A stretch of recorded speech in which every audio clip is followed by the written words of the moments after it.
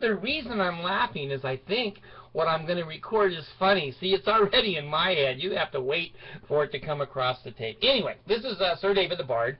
I'm at home here in Kangaroo City down here in Australia. We're having a hell of a heat wave down here, and I've had about 50 kangaroos melt on my front back lawn. And it's kind of messy. When you try to clean up a kangaroo, it's kind of like chocolate all over, if you know what I mean. Anyway, I wanted to do a video because one of my kids said something about shaken baby syndrome. Now, this is a parody, okay? For you Mormons that don't have a sense of humor, you've vowed by covenant not to have loud laughter or light-mindedness. Get the hell off of here, okay? Anyway, it's a serious subject, but at the same time, I think it's a funny subject. Now, you know I have 14 kids, and I've had all of them as babies except Abigail. I got Abigail when she was 8, so she wasn't a baby.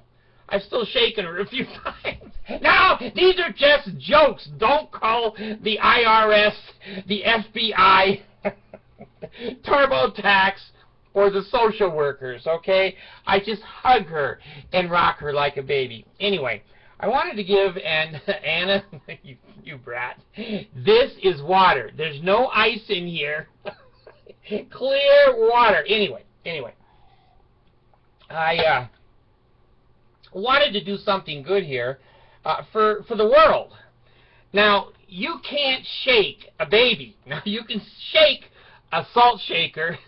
You can twerk until you die, but you can't take a small baby and go, "What the hell? Shut up!" Now, you can think it. You can't go to jail for what you're thinking. Matter of fact, neither can I. You remember that old, really old song? Standing on the street, watching all the girls go by. That was before they had pornography. Anyway, I've had a lot of experiences, and I've run daycare centers too, and I've had some pretty obnoxious children. Now, you know, don't kill the messenger here. Don't kill the messenger. I've learned, you know, when I was 21, I didn't shake the babies. I thought that sucked. I just threw them into the crib. It had sides on it, so they're just going to bounce around in here like a basketball until they come to a stop. Now, let me tell you, young fathers. Now, young mothers they have more patience. Women are much more nurturing, and they can see the brain slopping inside the skull. Fathers, you know, we're assholes when it comes to sometimes raising small children because they're assholes. Sometimes babies cry, and I've said to many babies, "What the hell is wrong? I'll give you money, give you food, you have a dry diaper, I'll send you to Harvard. What the hell is wrong with you?" I go, Jesus, don't talk like that. Don't make that noise. I hate that noise. Ah! So I go, God. So, you know, when you're a young father and you're inexperienced, you do have a tendency to go, "Screw you." And you'll take the baby and shake the hell out of it, and its head looks like a rag doll when you're done, you know. Now, I'm kidding there, but at the same time, it's a serious injury. It can kill a baby, and it can put you in jail for a long, long time. These days, now my days were different 66 years ago, but these days, you can't shake a baby because doctors have to report it. And it's a common occurrence that they can identify. When you say to the doctor, "She fell down 19 flights of stairs," he looks at you and says, "Stand over there till the police show up." You can't do it. Don't shake the damn baby. Now, what do? Now, here's my advice. I'm not a doctor. I'm not even a human being. So, sue the robot. I don't care.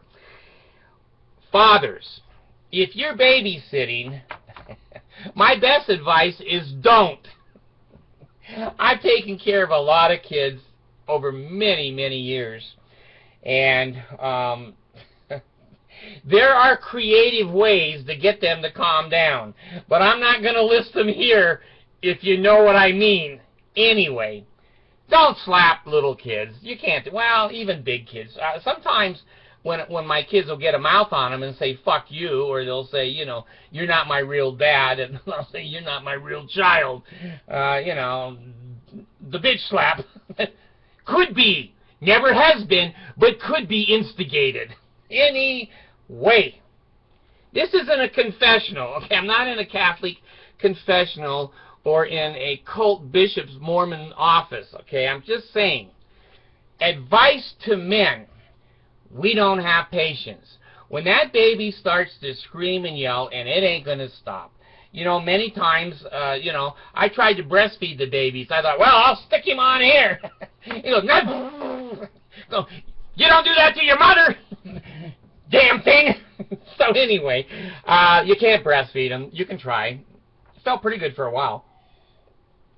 Anyway, put a bottle in their mouth, but sometimes they won't suck it. You don't want to hold their nose, so they'll suck that damn bottle. That's abuse. Don't do that. Don't put aspirin in their milk bottle. We didn't know about that 30 years ago.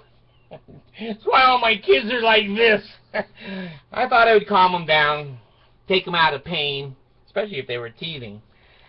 So you don't know, you know, what the complaint list can be. It can be, you know, I'm just a bitch baby. Your life is to take care of me and hold me and give me everything I want 24/7. It can be, you know, I have bad pants. I say to the baby, whatever you do, don't shit your pants until your mother comes back. They just like, ah! And I go, shut up! Shut up! Can I pee my pants? Well, alright, but no shit. So, oh, fatherhood. Don't shake babies, don't slap them, don't head injure them. Now, I will tell you this, I do believe that there's some corporal punishment that is appropriate, not for a baby. A baby, if you can't stand it, go put it in the crib gently, shut the damn door, and go down and watch a movie. If that baby is dry, if that baby's been fed, and that baby is not sick, and there's no apparent reason for it to be such a bitch, put her in her bed, go downstairs, watch a movie. And I've never seen a child cry itself to death. I've never seen it. After 20 minutes, 35, 40 minutes, the baby will stop crying. Then I go back in and open the door, and I say, now, are you ready to enter the human race and stop being such a bitch? No! No! I just slam the door. I just go watch another movie.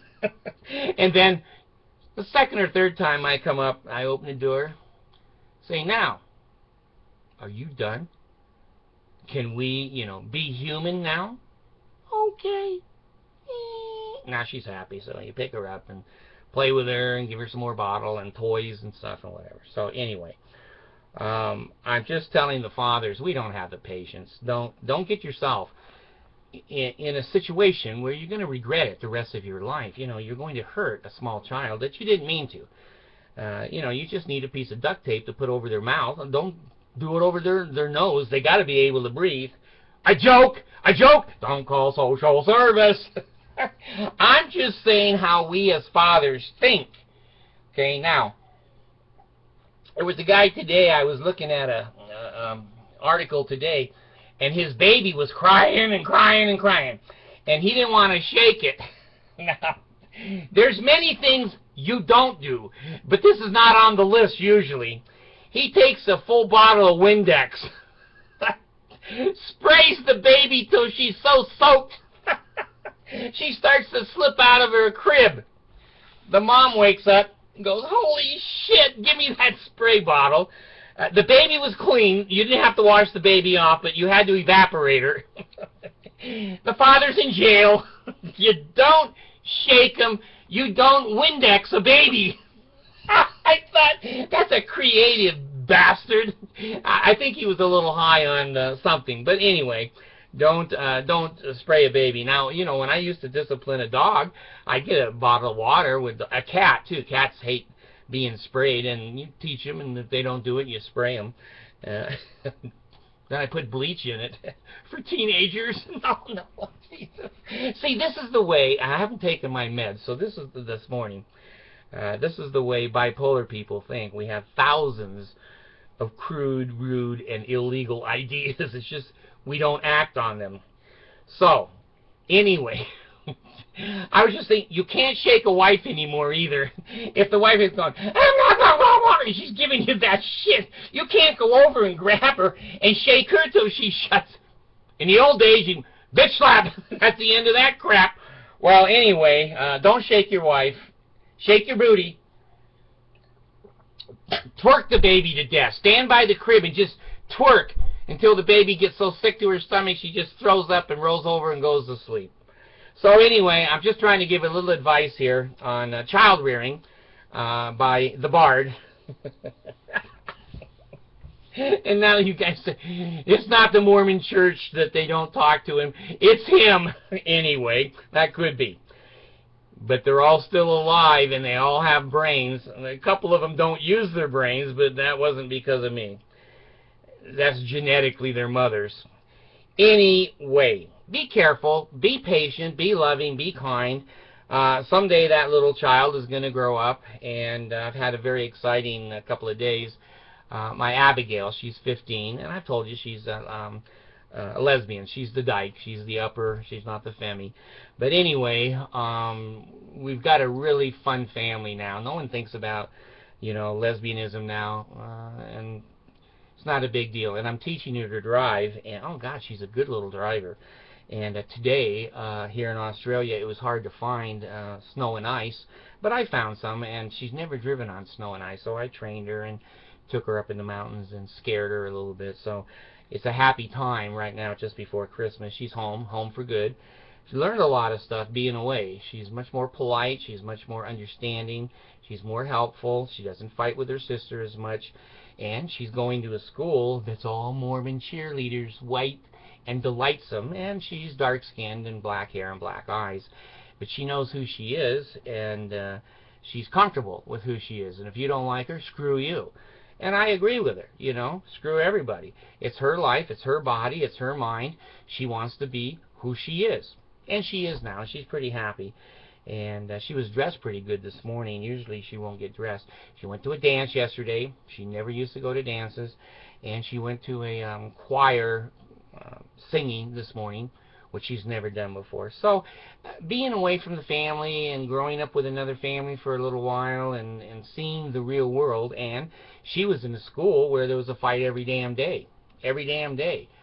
Somebody was going off to jail. 1,000 kids in her last school. She's got 400 now or something. There's 400 kids and 200 kangaroos, but hell, in Mormon community, they put ties on those kangaroos. You can't tell. They all line up. The kangaroos look like just the boys. They're all like in a tie. You put a name tag on a kangaroo, you can send it on a mission. Anyway, fathers, males, kids can be a bitch. We don't have, usually, the mentality to handle that. Ah! You know, when they turn 2, it's funnier because when a 2-year-old throws a fit, you know, their arms flail and their legs flop around and their tongue comes out and they have evil eyes. Horns grow up here. And 2-year-olds are funny because they can understand you. Now, I think babies can understand you a little bit, too. You say to a 2-year-old, you know, you can do that, but go in your bedroom and do that. And you can pick them up. Don't pick them up by their hair. Don't pick them up by their ears or their nose. Put your hands underneath their arms. Gently pick them up. Go put them in the room and shut the door. And they'll throw shit and yell and scream and pound on the door. But new babies, they don't do that. They just scream. So if you're a father, be patient, but also be aware. If it's getting out of control, no baby dies. No baby dies if you leave it in a crib and let it cry until mom comes home. As long as the baby is breathing and, you know, has a fresh diaper and has eaten and isn't in any pain or distress that you can see, let that baby lay in there and, you know, when they come home, you're sitting and watching TV.